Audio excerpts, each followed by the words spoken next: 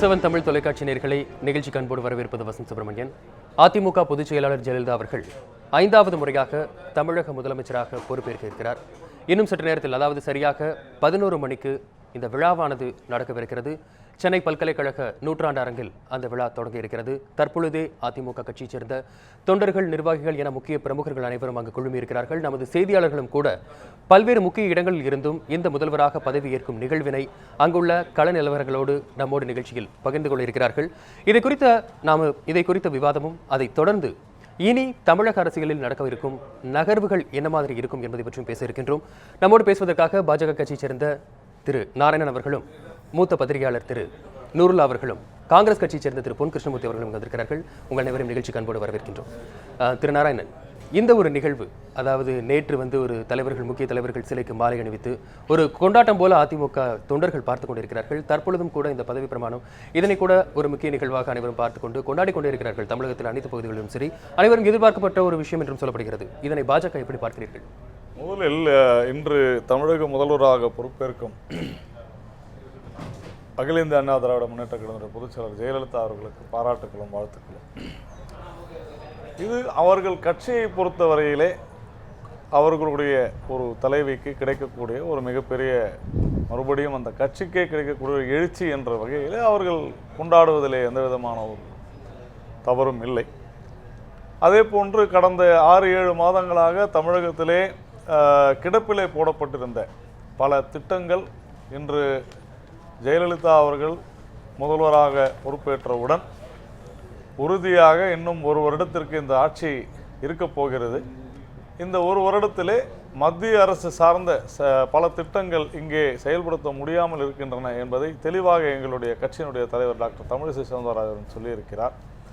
அதுபோன்ற அத்தகைய திட்டங்களை, மக்கள் நலன் சார்ந்த திட்டங்களை தமிழக அரசு உடனடியாக இங்கே கொண்டு வருவதன் மூலம் தமிழக மக்களுக்கு ஒரு நல்ல அருமையான வசதி வாய்ப்புகள் பெருக வேண்டும் என்கின்ற அடிப்படையிலே நாங்கள் இவர் முதலமைச்சராக இன்று பதவியேற்பதை வரவேற்கிறோம். அதில் எந்த விதமான ஒரு பாஜக தரப்பிலிருந்து இது ஒரு எழுச்சியான ஒரு சம்பவம் என்றும் கூறியிருக்கிறீர்கள். இந்த எழுச்சியானது 2016 எழுச்சியானது என்று சொல்வதை விட இன்றைக்கு தமிழகத்திற்கு தேவையான ஒரு விஷயம். ஏனென்று சொன்னால், மாநில அரசுக்கு ஒரு வலிமையான தலைமை தேவை என்பதை நாம் தொடர்ந்து சொல்லிக் கொண்டிருக்கிறோம். அது இன்று நிறைவேறி, அதாவது ஒரு வலிமையான தலைமை கடந்த 7 மாதங்களாக இல்லை என்று நினைக்கிறீர்களா?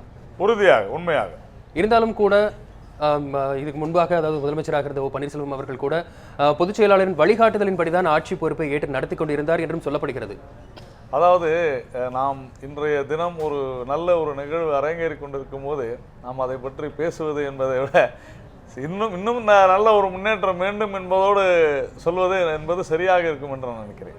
திருநூறுலா, தற்பொழுது அதிமுக தொண்டர்களின் மனநிலை எந்த மாதிரி இருக்க போகிறது? இனி இருக்கக்கூடிய காலங்களில் அவர்களது உழைப்பானது, அந்த கட்சியை பொறுத்தவரையில் அவர்களது செயல்பாடானது எந்த அளவுக்கு ஒரு சீரிய நிர்வாகமாக இருக்கட்டும், பல்வேறு விதங்களிலும் சரி, அவர்களது செயல்பாடு பல்வேறு தளங்களிலும் எந்த அளவு அமைய இருக்கிறது? தமிழகம் முழுவதும் இருக்கின்ற அதிமுக தொண்டர்கள் ஜெயலலிதா என்ற ஒரு குறிப்பிட்ட மைய புள்ளியை நோக்கித்தான் இருக்கிறார்கள். அவர்கள் எவ்வளவு வேண்டாலும் உழைக்க தயார். ஆனால் அந்த உழைப்புக்குரிய பலன் அம்மாவுக்கு சென்று சேர வேண்டும் என்று எதிர்பார்ப்பவர்கள் தான் அவர்கள். அந்த வகையில் கடந்த பல மாதங்களாக ஜெயலலிதாவுடைய தலைமை இல்லாமல் சுணங்கி கிடந்தார்கள். ஜெயலலிதா வெளியே வராமல் இருந்தது ஒன்று. ஆட்சி பொறுப்பேற்பதற்கான மக்கள் செல்வாக்கு இருந்தும், அதாவது வீதி செல்வாக்கு இருந்தும், நீதிமன்ற செல்வாக்கு இல்லாத காரணத்தால் அவர்கள் உள்ளே முடங்கி இருந்தார்கள். இப்பொழுது மக்கள் செல்வாக்கும் இருக்கிறது, நீதியும் திறந்து விட்டிருக்கிறது. ஆகவே மிகுந்த எழுச்சியோடு அவர்கள் வெளியே வரும் பொழுது அதை வெளிப்படுத்துவதற்கு மக்கள் கட்டுப்பாட்டை தாண்டி வந்து விட்டார்கள். அதனுடைய விளைவுகளை நேற்று நாம் பார்த்தோம். சென்னையே கல்லோலப்பட்டு போனது. இன்னும் குறிப்பிட்டு சொல்ல வேண்டும் என்றால், அண்ணா சாலையில் எல்ஐசிக்கு எதிரில் ஒரு குறிப்பிட்ட இடத்தில் பிரம்மாண்டமான ஒரு பேனரை வைத்தார்கள். அப்போ ஏன் அங்கே மட்டும் அவ்வளோ பிரம்மாண்டமான ஏற்பாடுகள் செய்தால் அதுக்கு ஒரு பின்னணி இருக்குது. என்னென்னா, இந்த இடத்துல தான் கருணாநிதி சிலை இருந்தது, எடுத்தாச்சு. அதே இடத்துல அம்மாவுக்கு பிரமாதமான ஒரு பேனரை வச்சு அசத்திடணும்னு நினச்சி அற்புதமாக பண்ணாங்க. ஆனால் அது அப்படியே குடை சாய்ந்து பஸ் மீது விழுந்து பஸ் நொறுங்கியது. மக்கள் வெளியே ஓடி தப்பித்து போனார்கள். சில அதிமுகவில் விளையாட்டாக சொல்கிறாங்க, இந்த கருணாநிதி சாபம் கொடுத்தது அப்படி ஆச்சுன்னா சொல்கிறாங்க. ஆனால் அவர் கலைஞர் வந்து அந்த மாதிரி அபசகுனங்களை நம்புபவரும் இல்லை, இந்த மாதிரி நம்பிக்கைகளில் கவனம் செலுத்துறவரும் இல்லை. ஆனால் என்னை பொறுத்த வரைக்கும் மக்களுக்கு அபரிமிதமான மகிழ்ச்சியும் அளவு கடந்த எழுச்சியும் வந்திருக்கிறது என்பது உண்மைதான் என்றாலும் கூட பொதுமக்களுக்கு பொது பாதகம் ஏதும் நேராதவாறு தங்களை ஒழுங்குபடுத்திக் கொள்வதற்கு அவர்கள் தங்களை பக்குவப்படுத்திக் கொள்ள வேண்டும் என்று நான் விரும்புகிறேன். அதற்கான அழைப்புகளையும் அறிவிப்புகளையும் ஜெயலலிதா வழங்க வேண்டும் என்றும் நான் கேட்டுக்கொள்கிறேன். இந்த மகிழ்ச்சியும் எழுச்சியும் அதிமுக தொண்டர்களுக்கு வந்திருக்கிறது என்று சொல்ல முடியுமா, அல்லது பொதுமக்களுக்கு வந்திருக்கிறது என்று சொல்ல முடியுமா? அதிமுக தொண்டருக்கு மகிழ்ச்சியும் எழுச்சியும் வந்தது, அதனால் பொதுமக்களுக்கு பாதிப்பும் வேதனையும் வந்தது. தொண்டர்கள் பொறுத்தவரையில் இந்த அளவிற்கு நமது கட்சி அதிமுக ஒன்றும் சலைத்தவர்கள் அல்ல, அந்த இடத்தில் நமது பிரம்மாண்டமான ஒரு விஷயத்தை செய்து காட்டி நமது கட்சியுடைய தரத்தையும் சரி கட்சியுடைய செல்வாக்கையும் நிரூபித்து விட வேண்டும் என்கின்ற நினைப்பு கட்சியை பொறுத்தவரையில் ஒரு ஆரோக்கியமான விஷயமாக அமையலாம். தொண்டர்களை பொறுத்தவரையில் ஒரு அரசியல் நாகரிகம் என்ற ஒரு விதத்தை பொறுத்தவரையில் நீங்கள் ஒரு ஊடகவியலாளராகவும் மூத்த பத்திரிகையாளராகவும் எந்த ஒரு விஷயத்தை எப்படி பார்க்கிறீர்கள்? இது ஒரு ஆரோக்கியமான ஒரு விஷயமா என்று பார்க்கிறீர்கள்? அரசியல் நாகரிகம் போது பக்கத்தில் சார் சொன்னதை நான் எடுத்துக்கணும். அவர் வந்து மாற்று கட்சியினராக இருந்தாலும் ஜெயலலிதா பதவியேற்பதற்கு அவர் வந்து வாழ்த்தும் பாராட்டுவதையும் தெரிவித்தது வந்து ஒரு ஆரோக்கியமான அரசியலை அரங்கேற்றி இருக்கிறார் என்று நான் நினைக்கிறேன். இது போன்ற அரசியல் நாகரிகத்தை அனைத்து கட்சிகளும் ஏற்றுக்கொள்ள வேண்டும் என்று நான் விரும்புகிறேன். அந்த மாதிரியான உணர்வு வேண்டும். இப்போ தொண்டர்களிடையே கூடுதல் எழுச்சிக்கு இன்னொரு முக்கியமான காரணம் இருக்கிறது. என்னன்னா, இன்னும் ஓராண்டுக்குள் தேர்தல் வரப்போகுது, சட்டமன்ற தேர்தல். அதற்கு வேட்பாளர்களை தேர்வு செய்வதற்கான வாய்ப்புகள் இருக்கிறது. இந்த சமயத்தில் அதிமுகவில் தான் மிக சாதாரண தொண்டனா டீ கடையில் டீ சாப்பிட்டுட்டு இருப்பான், திடீர்னு பார்த்தா அவன் எம்எல்ஏவாக மந்திரியாக வந்துடுவாங்க. அந்த வாய்ப்புகள் அதிமுகவில் இருக்கின்ற காரணத்தால் களத்தில் இறங்குகிற ஒவ்வொரு தொண்டனுக்கும் எம்எல்ஏவாக, மந்திரியாக, வாரிய தலைவர்களாக, கூட்டுறவு சொசைட்டியினுடைய தலைவர்களாக, இப்படியெல்லாம் அவங்க உள்ளாட்சி அமைப்புகளுடைய தலைவர்களாக கனவு கண்டவாறு அவர்கள் களத்தில் இறங்குகிறார்கள். ஒவ்வொருவருக்கும் அந்த கனவு இருக்கின்ற காரணத்தால் அந்த கனவை காட்சிப்படுத்தும் பொழுது அவர்களுக்கு தோன்றுகின்ற எழுச்சி ஒட்டுமொத்தமாக வருகின்ற சமயத்தில் ஜெயலலிதாவுடைய எழுச்சியையும் மகிழ்ச்சியையும் வெளிப்படுத்துகின்ற வகையில் அமைந்திருக்கிறது என்று நான் கருதுகிறேன். திரு பொன் கிருஷ்ணமூர்த்தி, தற்பொழுது தமிழ்நாடு காங்கிரஸ் கமிட்டியின் நிலைதான் என்ன? 2016 சட்டமன்ற தேர்தலை பொறுத்தவரையில் உங்களது கட்சியின் நகர்வு எந்த மாதிரி இருக்கிறது? ஏதாவது இந்த தீர்ப்பானது வெளியாகிய பிறகு பல்வேறு அரசியல் நோக்கர்களும் சொன்ன ஒரு விஷயம், பல்வேறு கட்சிகளும் அதிமுகவின் மீதிருந்த பார்வையும் மாறிவிட்டது, தங்கள் கட்சி மேல் தங்களுக்கு இருந்த பார்வையும் கூட மாறி இருக்கிறது. அந்த நிலைப்பாடானது ஒரு மாற்றத்தை கண்டிருக்கிறது என்றும் சொல்லப்பட்டிருக்கிறது. காங்கிரஸ் வந்து ஏதேனும் மாற்றத்தை சந்தித்திருக்கிறதா, அல்லது அதிமுக மீதான பார்வை காங்கிரஸை பொறுத்தவரையில் மாறி இருக்கிறதா? உங்களது கருத்து? அப்படிலாம் ஒன்றும் இல்லைங்க. அதாவது நீங்கள் என்ன சொல்கிறீங்கன்னா, அவர்கள் வழக்கிலிருந்து விடுபட்டு இன்றைக்கு முதலமைச்சராக பொறுப்பேற்கின்ற காரணத்தினால் அண்ணா திராவிட முன்னேற்ற கழகம் கொஞ்சம் வலுப்பெற்றிருக்கும், மற்ற கட்சிகள் எல்லாம் கொஞ்சம் பின்தங்கிய நிலை ஏற்பட்டிருக்கோ என்ற ஒரு கேள்வியை தான் நீங்கள் எழுப்புகிறீர்கள். அப்படி நான் பார்க்கல. நீங்கள் தமிழகத்தில் பார்த்தீங்கன்னா மாறி மாறி தான் ஆட்சி நடந்து கொண்டிருந்திருக்கிறது. 1991லேருந்து இந்த தேதி வரைக்கும் நீங்கள் பார்த்தீங்கன்னா 5 ஆண்டுகள் அண்ணா திராவிட முன்னேற்ற கழகம், அடுத்த 5 ஆண்டு திராவிட முன்னேற்ற கழகம், அப்படி தான் ஆண்டிருக்காங்க. ஆகவே நீங்கள் கேட்ட அந்த கேள்வி என்பது அதில் எனக்கு உடன்பாடு இல்லை என்ற கருத்தை தான் நான் பதிவு செய்வேன். அது மாத்திரம் இல்லாமல் காங்கிரஸை பொறுத்தவரையில் எந்த கட்சி மிக அதிகமான செல்வாக்கோடு இருக்கிறது என்று நாங்கள் பார்ப்பதே கிடையாது. காரணம் என்னவென்றால் எங்கள் கட்சியினுடைய நிலைப்பாடு என்ன, நாங்கள் எப்படி பணியாற்ற வேண்டும், மக்களுக்கு என்ன செய்ய வேண்டும். ஆனால் வெற்றிக்கு செல்வாக்கு தேவையாச்சு, அது ஒத்துக்கிறங்க. தேர்தல் மட்டும் அதில் வெற்றி பெற்று ஆட்சி அமைப்பது மட்டும் எங்களுடைய நோக்கம் அல்ல. ஆளுகின்ற கட்சியை மக்களுக்கு என்ன செய்ய வேண்டும் என்று கேட்கிறது கூட ஒரு கட்சி தேவைதான். நேரு அவர்கள் சொல்லுவார்கள், மரியாதைக்குரிய முன்னாள் பிரதம அமைச்சர் வாஜ்பாய் அவர்கள் எழுந்து பேச ஆரம்பிப்பாராம். அந்த நேரத்தில் நேரு எழுந்து அவர் பேசி முடிக்கும் வரை எந்த ஒரு காங்கிரஸ் மெம்பரும் வாயே திறக்கக்கூடாது என்று சொல்லுவார். காரணம் என்னவென்றால் வாஜ்பாய் அவர்கள் நாட்டில் உள்ள அத்தனை தகவல்களையும் திரட்டி நாடாளுமன்றத்தில் சொல்லுவார். அதை எடுத்துக்கொண்டு நேரு சரி செய்து விடுவார். எங்கள் ஆட்சி தொடர்ந்து 60 ஆண்டு காலம் நடைபெற்றதற்கு காரணமே என்னென்னா, இந்த ஜனநாயகத்தை நாங்கள் மதித்தோம், எதிர்க்கட்சிகளுக்கு வாய்ப்பு கொடுத்தோம். எதிர்க்கட்சியிலே இருக்கக்கூடிய வாஜ்பாய் அவர்கள் இந்த நாட்டில் உள்ள குறை நிறைகளை கொண்டு வந்து நாடாளுமன்றத்தில் சொன்னதன் விளைவு நாங்கள் அதை சரி செய்து தொடர்ந்து ஆட்சி நடத்தி கொண்டிருந்தோம். ஆனால் அந்த மாண்பு தமிழகத்தில் இருக்கான்னா வேதனையோடு குறிப்பிட வேண்டிய விஷயம். அது குறைவாகத்தான், குறைவாக இல்லை, இல்லவே இல்லைன்னு கூட சொல்லலாம். அந்த நிலையெல்லாம் மாற வேண்டும். இன்றைக்கு ஆட்சிக்கு வந்திருக்கிறார்கள், நிலை மாறுமா? மாறணும். நாராயணன் அவர்களை தொடர்ந்து நானும் அவருக்கு பதவியேற்றிருக்கிறார்கள். நல்லாட்சி கொடுக்க வேண்டும் என்ற எண்ணம் எல்லோருக்கும் இருக்கிறது, எனக்கும் இருக்கிறது, நாட்டு மக்களும் அதான் எதிர்பார்க்க. கடந்த 7 மாதங்களாக நீங்கள் பார்த்தீங்கன்னா நிர்வாகம் என்பது சம்பித்து போயிருந்தது. நான் வந்து ஒரே ஒரு விஷயம் என்னென்னா, மரியாதைக்குரிய முன்னாள் முதலமைச்சராக இருந்த ஓ பன்னீர்செல்வம் அவர்கள் நிர்வாக திறமை இல்லாதவராக, ஆட்சி நடத்த முடியாதவராக இருந்தார் என்பதை என்னால் ஏற்றுக்கொள்ள முடியவில்லை. நீங்களே ஒரு குறிப்பிட்டீர்கள், மக்களின் முதல்வனுடைய ஆதரவோடும் வழிகாட்டுதலோடும் நடந்த ஆட்சி. என்னங்க, அதிமுக பொதுச் செயலாளர் என்றே குறிப்பிடலாம்.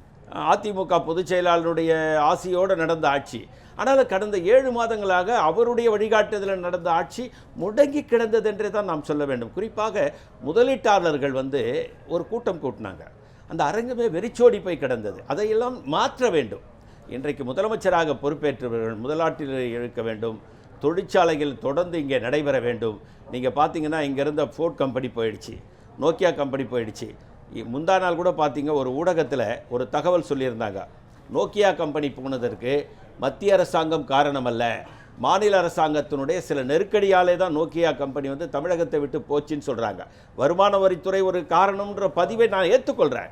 ஆனாலும் மிக முக்கியமான காரணம் மாநில அரசாங்கத்தை சுட்டி காட்டுகின்ற போது இதையெல்லாம் தவிர்க்கப்பட வேண்டும். தொழிற்சாலைகள் நிரந்தரமாக இங்கே இருந்து நம்முடைய மக்களுக்கு வேலைவாய்ப்பை உருவாக்கி தர வேண்டிய ஒரு நிலையை இந்த ஓராண்டு கால ஆட்சி அவர்களுக்கு வழிகாட்ட வேண்டும், மக்களுக்கு நன்மை செய்ய வேண்டும் என்றுதான் நம்முடைய எதிர்பார்ப்பு. ஒரு பொதுப்படியாக எதிர்பார்ப்பு என்பது அனைத்து கட்சியின் மத்தியிலும் இருக்கின்றது. இதை இப்பொழுது பேசும்பொழுது தெளிவாக தெரிகிறது. திரு நாராயணன், அதிமுகவை பொறுத்தவரையில் திரு நூருல்லா குறிப்பிட்டிருந்தார், ஒரு ஊடகவியலாளராக யார் வேண்டுமானாலும் எந்த ஒரு நிலைக்கு வேண்டுமானாலும் செல்லக்கூடிய ஒரு நடப்பு அந்த அதிமுகவை பொறுத்தவரையில் இருக்கிறது, கட்சி நடவடிக்கை அந்த போல் இருக்கிறது அப்படின்னு சொல்லியிருக்கிறார்.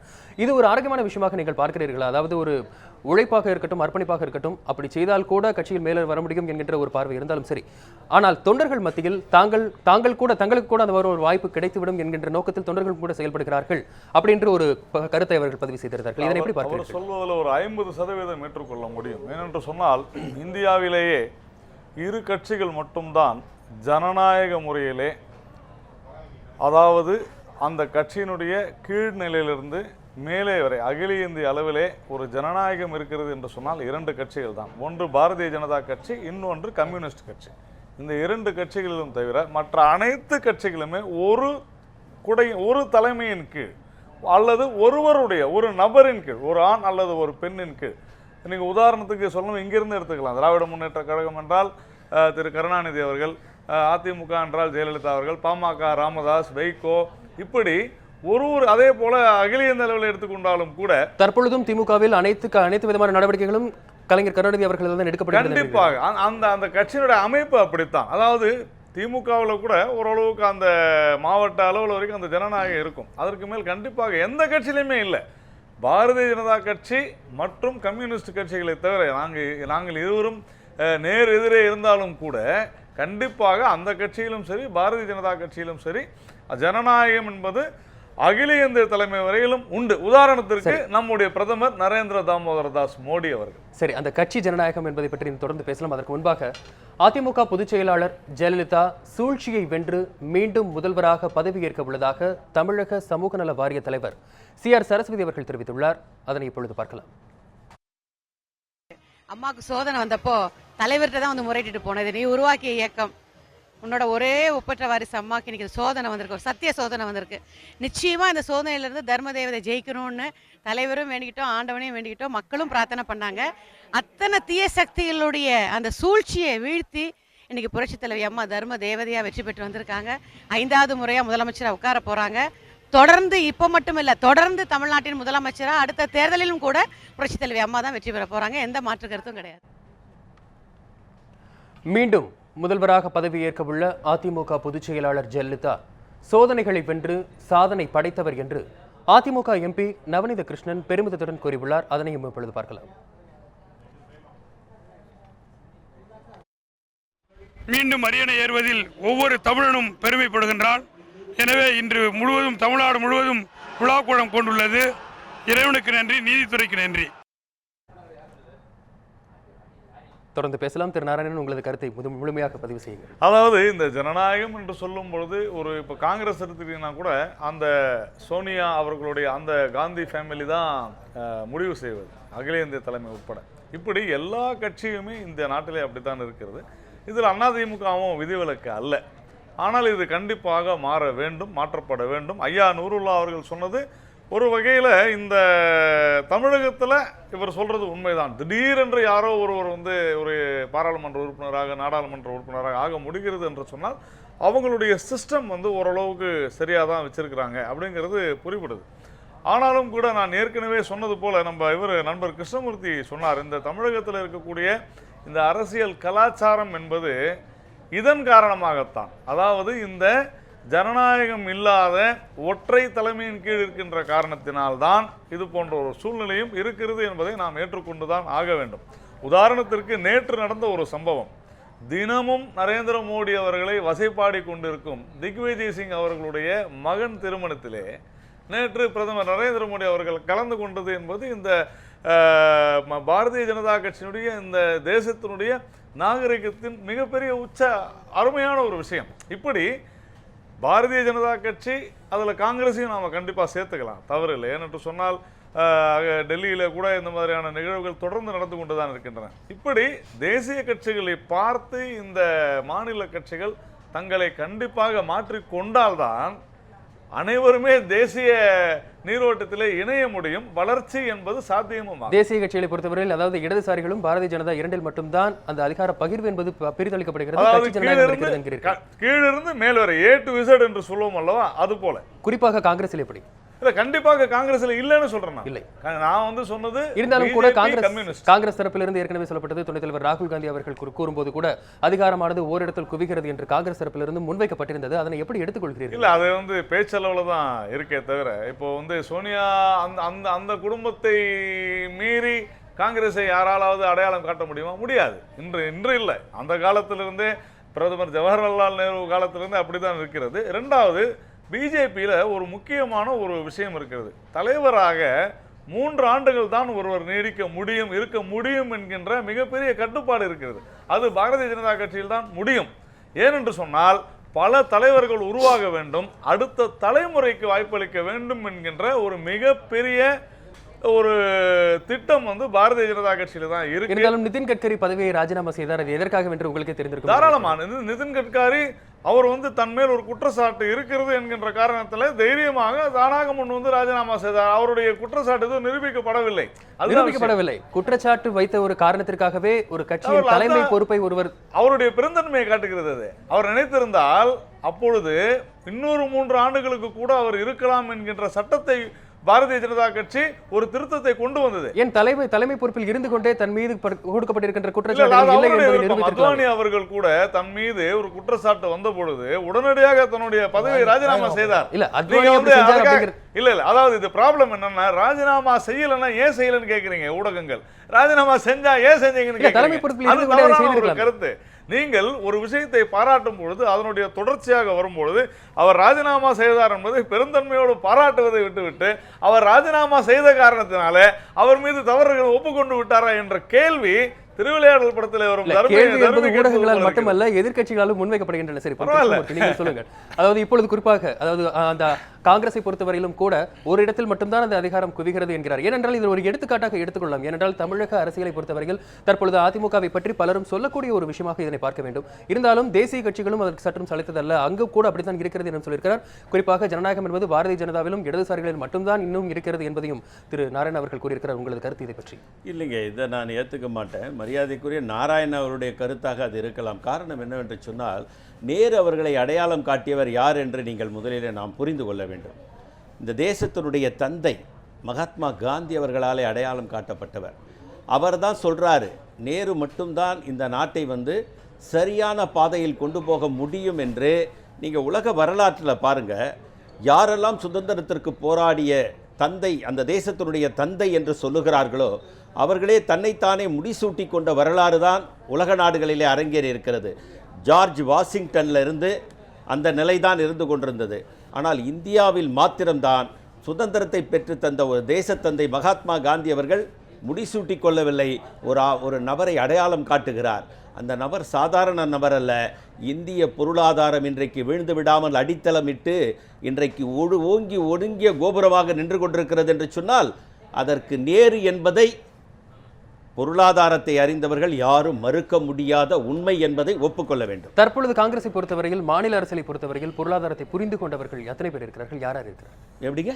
தற்பொழுது மாநில அரசை பொறுத்தவரையில் உங்களது நகர்தலும் சரி, 2016 சட்டமன்ற தேர்தலை பொறுத்துதான் அனைத்து கட்சிகளும் இந்த ஓராண்டில் அதிகப்படியாக இல்லைங்க. எங்களுக்கும் இந்த தமிழ்நாட்டை சுமார் 45 ஆண்டுகள், நாங்கள் 40 ஆண்டுகள் பெருந்தலைவர் காமராஜர் உள்பட நாங்கள் ஆண்டிருக்கோம். பெருந்தலைவர் காமராஜனுடைய ஆட்சி என்பது இந்த தமிழகத்தினுடைய பொற்கால ஆட்சி என்று சொல்லுகிறார்கள்.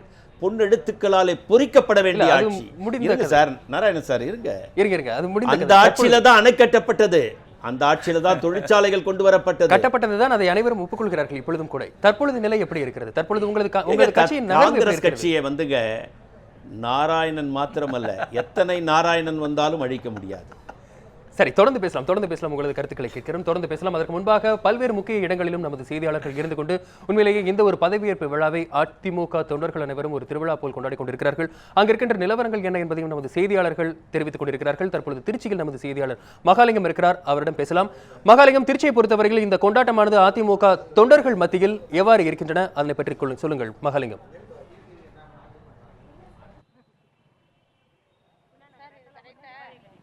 வணக்கம் வசந்த். அதிமுக பொதுச்செயலாளர் ஜெயலலிதா தற்பொழுது 5வது முறையாக தமிழக முதலமைச்சராக பதவியேற்க இருக்கிறார். இது தமிழகம் மட்டுமின்றி திருச்சி மாவட்டத்தில் முக்கியமாக பெரும் கொண்டாட்டமாக கொண்டாட இருக்கின்றனர். இவர் அதிமுக பொதுச்செயலாளர் ஜெயலலிதா 7 மாத காலங்கள் சோதனை கட்டத்தில் இருந்தபோது இந்த திருச்சியில் உள்ள ஸ்ரீரங்கம் தொகுதி மக்கள் பல்வேறு பிரார்த்தனைகள் நடத்தி வந்தனர். குறிப்பாக தீச்சட்டி ஏந்தி புதிய யாகங்கள் வளர்த்தும் பால்குடம் எடுத்து மாலையிட்டு பல்வேறு வேண்டுதல்களை நிறைவேற்றி வந்திருந்தனர். இந்நிலையில் தற்பொழுது திருச்சி ஸ்ரீரங்க தொகுதியை பொறுத்தமட்டில் நட்சத்திர தொகுதி என்று சொல்லப்படும் மற்றும் அதிமுக கோட்டை என்று சொல்லப்படக்கூடிய இந்த திருச்சி ஸ்ரீரங்கம் தொகுதி மக்கள் தற்போது மிகுந்த உற்சாகத்தில் இருக்கின்றனர். ஏனென்றால் இப்போ மீண்டும் 5வது முறையாக தமிழக முதலமைச்சராக ஜெயலலிதா பொறுப்பேற்க போகிறதுக்கு இவர்களுடைய மகிழ்ச்சி எல்லையற்றதாக இருக்கிறது. இது குறித்து திருச்சி மாவட்ட மகளிர் அணி செயலாளர் தமிழரசி இருக்கா, அவரும் கேட்கலாம். வணக்கம் மேடம். இப்போ 5வது முறையாக அதிமுக பொதுச்செயலாளர் ஜெயலலிதா பதவியேற்காங்க, இதை எப்படி? மிக மிக மிக சந்தோஷமான நாள் இன்னைக்கு எங்களுக்கு. தர்மத்தின் வாழ்வதனை சூதுக்கவும் மீண்டும் தர்மமே வென்றது. தர்மத்துக்கு கிடைச்ச பரிசு இது. அம்மா 7 மாசமா அம்மாவுக்கு கிடைச்ச சோதனை எங்களுக்கெல்லாம் கிடைச்ச சோதனையாக நாங்கள் ஃபுல்லாகவே கோவில் பிரார்த்தனை இதை மாதிரி அம்மாவுக்காக எல்லாமே தமிழ்நாடு ஃபுல்லாக வேண்டிகிட்டு இருக்காங்க. எல்லா வீடுகள்லையும் பிரார்த்தனை பண்ணிகிட்டு இருக்காங்க. குறிப்பாக எங்கள் அனைத்து இந்திய அண்ணா திராவிட முன்னேற்ற கழக வீடுகள் எல்லாமே சோகத்தில் மூழ்கிட்டு இருந்தது. அவங்க எல்லாருமே பிரார்த்தனையில் இருந்தோம். அங்க பிரதட்சிணம், பால் குடம், எல்லாருமே விரதம் இருந்து மாலை போட்டுக்கிறது, எல்லாருமே எல்லாம் பயங்கரமாக வேண்டுதலில் இருந்தோம். அதுக்கு கிடைச்ச எல்லா கடவுளும் சேர்ந்து இன்றைக்கி அம்மாவுக்கு இந்த ஒரு தீர்ப்பை தந்திருக்கு. நாங்கள் ரொம்ப ரொம்ப சந்தோஷமாக இருக்கோம். உலகத்தில் எந்த தலைவர்களுக்குமே இல்லாத வெற்றி இது. எந்த தலைவருக்கும் இதை மாதிரி ஒரு தனிப்பட்ட பிரார்த்தனை, ஒரு கோவிலில் பார்த்தீங்கன்னா ஒரு ஆயிரக்கணக்கான மொட்டை, ஆயிரக்கணக்கான ஒரு பால்குடம், இதை மாதிரி எந்த ஒரு தலைவருக்கும் உலகத்திலே இருந்தது கிடையாது. அதாவது தற்பொழுது இவர்களுடைய வேண்டுதலின் பலன்தான் இப்போ தற்பொழுது அதிமுக பொதுச் செயலாளர் அவர்கள் 5வது முறையாக முதலமைச்சராக பதவியேற்கிறார். இந்த வேண்டுதலுக்கு நேற்றிலிருந்தே அதிமுக தொண்டர்கள் தங்களது நேர்த்திக் கடன்களை ஆலயங்களில் செலுத்தி வருகின்றனர். வசந்த். மகாலிங்கம், நன்றி மகாலிங்கம். களத்தில் இருந்து நிலவரங்களை பகிர்ந்து கொண்டீர்கள். அடுத்ததாக இன்னும் 11 மணிக்கு பதவியேற்பு நிகழ்ச்சியானது நடக்கவிருக்கின்றது. அதைத் தொடர்ந்து அங்கு இருக்கின்ற மகளிர் அணி செயல்பாடுகள் என்ன என்பதையும் உங்களிடமிருந்து கேட்கிறோம். இணைப்பிலேயர்கள். அதேபோல் சென்னை பல்கலைக்கழகத்தில் நமது செய்தியாளர் செந்தில் அவர்களும் இருந்து கொண்டிருக்கிறார், அவரோட பேசலாம். செந்தில், தற்பொழுது அங்கு விழாவானது 11 மணிக்கு தொடங்க இருக்கிறது. தற்பொழுது தொண்டர்களின் மனநிலை எப்படி இருக்கிறது? எந்த அளவு உற்சாகமாக காணப்படுகிறார்கள்? எத்தனை தொண்டர்கள், முக்கிய நிர்வாகிகள், கட்சியின் முக்கிய பிரமுகர்கள் யாரெல்லாம் அங்கு வந்திருக்கிறார்கள்? செந்தில், அதனை பற்றி தெரியப்படுத்துங்கள். செந்தில்.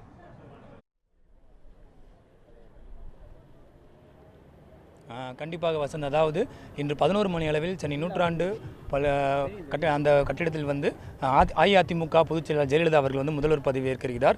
இந்த காட்சியை காண்பதற்காகவே நேற்று இரவிலிருந்தே பல்வேறு ஊர்களிலிருந்து பயணம் செய்து தற்பொழுது சென்னை அடைந்து இந்த கட்டடம் அமைந்துள்ள இந்த கடற்கரை சாலையில் அவருடைய தொண்டர்கள் பல்லாயிரக்கணக்கான பேர் அதிகாலை முதலே இங்கு உணவின்றி தண்ணீர் கூட குடிக்கிற ஒரு சூழ்நிலை இல்லாமல் இங்கு அவர் காத்து கொண்டிருக்கிறார்கள். எப்படியாவது இந்த சாலையை கடக்கும் பொழுது தங்களுடைய கட்சி தலைவியை அவர் எப்படியாவது கண்டுவிட வேண்டும் என்ற அந்த ஒரு நொடிக்காக தற்பொழுது வரை அவர்கள் காத்து கொண்டிருக்கின்றனர். நீங்கள் இப்பொழுது பார்க்க முடியும், நம்ம பின்னால் பல்வேறு ஊர்கள், அதாவது திருவாரூர், நாகப்பட்டினம் மற்றும் திருநெல்வேலி, திருவாரூர் போன்ற பல்வேறு பார்த்தீங்கன்னா இப்போ நம்ம இதை பேசிட்டு இருக்கும் போதே மதுரை முதல்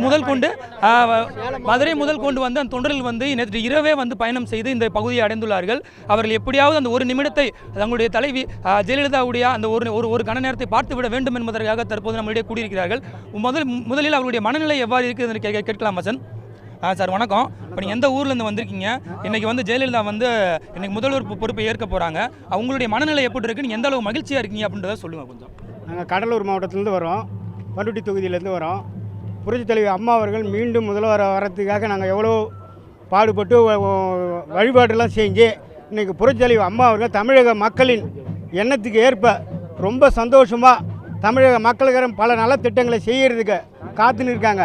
என்றென்றும் தமிழக மக்கள் புரட்சித் தலைவி அம்மா பக்கம் தான் இருக்கும் என்பதை இந்த நேரத்தில் இவ்வாறு அதாவது வந்து அவருடைய வருகைக்கான காத்திருக்கக்கூடிய அந்த தொண்டர்கள் இன்னும் அந்த உற்சாகம் குறையாமல் காத்து கொண்டிருக்கிறார்கள். தொடர்ந்து வர 11 மணிக்கு அவர்கள் வந்து அந்த முதலமைச்சர் பதவியேற்பு விழாவானது நடைபெற உள்ளது. எனவே காலை 9 மணியிலிருந்தே அந்த முக்கிய அதாவது அழைப்புதல் கொடுக்கப்பட்ட அந்த முக்கிய கட்சி பிரமுகர்கள் வந்து ஒவ்வொருவராக அங்கு உள்ளே வந்து கொண்டிருக்கின்றனர். அதிமுக கழக பேச்சாளர்களும் சரி மற்றும் அதோடைய எம்எல்ஏக்கள் மற்றும் மாநிலங்களவை மக்களவை உறுப்பினர்கள் ஆகியவை தொடர்ந்து வந்து கொண்டிருக்கிறார்கள். 10:26 அல்லது 27 அந்த நொடி பொழுதில் அவர் போயஸ் கார்டன் வீட்டிலிருந்து சென்னை பல்கலைக்கழகத்தை நோக்கி வருவார் என தெரிவிக்கப்பட்டுள்ளது. அதை தொடர்ந்து அவர் வந்த பொழுது 10:45 அந்த மணி அளவில் வந்து அவர் அந்த விழா ஏற்பு மண்டபத்தை அடைவார் என கூறப்பட்டுள்ளது. அதை தொடர்ந்து கவர்னர் ரோசையாவும் அந்த பகுதிக்கு வருவார் என கூறப்பட்டுள்ளது. வசந்த், செந்தில், பதவியேற்பு விழாவின் அடுத்தடுத்த செயல்கள் என்னவாறு இருக்கிறது என்பதை உங்களிடமிருந்து கேட்டு தெரிந்து கொள்கிறோம். நன்றி செந்தில். அதேபோல் திருச்சியிலிருந்தும் தகவல்களை பகிர்ந்து கொண்டீர்கள். நன்றி மகாலிங்கம். இணைப்பிலேயர்கள் உங்களிடமிருந்து இன்னும் பல தகவல்களை பெற்றுக்கொள்கிறோம்.